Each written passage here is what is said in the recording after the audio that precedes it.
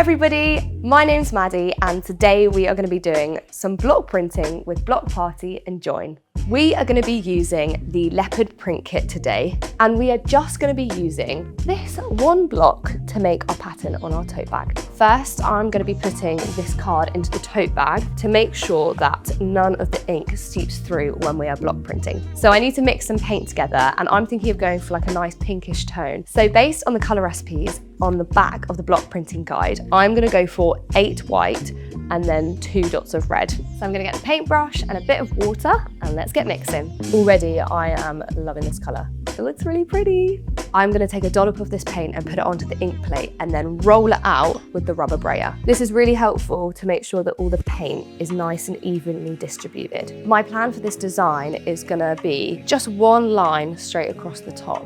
So pressing it firmly onto the bag. Now for the reveal.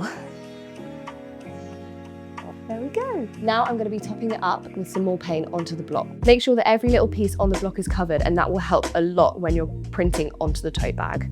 Great, line it up, apply pressure and give it a good knock. If the ink is feeling like it's a little bit dry, just grab some water and mix it in with the paint. Now we are onto the last block. Here we go. Again, line it up nice and neatly with the others that you've done. The reveal time. We have done it. I am just finishing off by filling in any gaps with my paintbrush.